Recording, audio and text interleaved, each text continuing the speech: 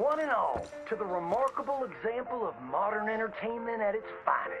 Now, most of you youngins, I'm sure, know about our great national hero and pioneer, Josiah Blackwater. Him that gave the town of Blackwater its nomenclature.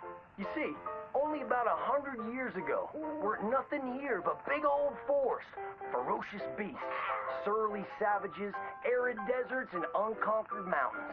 The West, well, the whole West was untamed. Your mama probably told you bedtime stories about Josiah's many adventures, but I'm gonna tell you a story you ain't likely to have heard about his possum hat. Now, Josiah Blackwater was born in the year of our Lord 1782 in a log cabin just west of Ansburg. He was a special boy. His pa gave him his first rifle when he was 3 years old. Boy, he took to it right away. He exclaimed, "There's a whole mess of critters out there in the woods that aim to eat us, so I'm gonna consume them first." Yes, sir. He really took to killing all manner of things. He was such a keen shot. One morning, he was sorting up some winter turnips for the root cellar when a big old bear and her cubs came in the kitchen hunting for food. It had a mind to eat up all the jams and preserves. Josiah grabbed that bear and wrestled her to the ground and squeezed and squeezed and squeezed. He whooped the tar clean out of that big old critter. Then he tied her up and grabbed them cubs and ground them into sausages while the mama bear watched. That's fine eating. His mom and pa knew right then he was cut out to be the finest wild frontiersman that ever drew breath. But first, they wanted him to get some book learning. After only 3 days of attending school, Josiah beat the living daylights out of the class bully and announced to his daddy that he was tired of ciphering and mathematics on account it's only good for adding up the number of critters or Indians you can kill. So he ran away from home and headed west. Now, these lands were occupied by savages then, and when Josiah Blackwater came scouting through, he recognized it to be a land of splendor, wasted on those that couldn't appreciate it on account of worshiping false idols. He got rid of all them pesky buffalo, and thereby ensured those infernal Injuns didn't have nothing to eat. Of course, that got them mightily riled up, so he had to slaughter all of them too.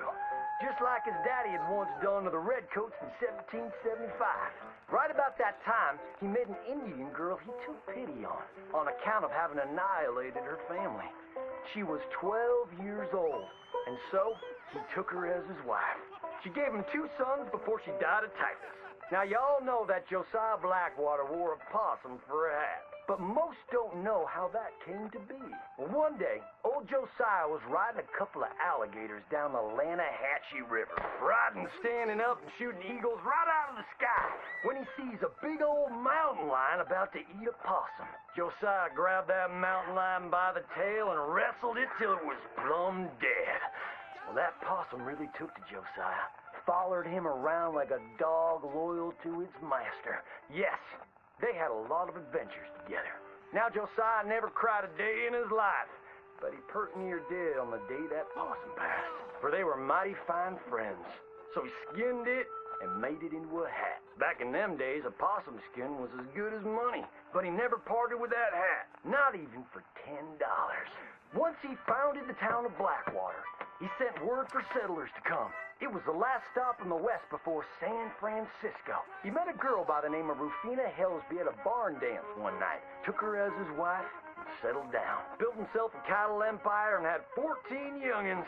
But Josiah Blackwater wasn't the home-loving kind, and he grew mighty restless. One day on the courthouse steps, he announced, "You may all go to hell, and I will go to Saint Denis." And so he did. Enjoyed French pursuits of strumpets and wanton gluttony, which is where he came upon the idea of running for Congress. He wore that possum hat every day as a congressman, as a reminder of where he come from, saying, "I may live in barbaric splendor, but I always remember, keep your friends close and your gun closer, because you don't know when you might have to shoot them."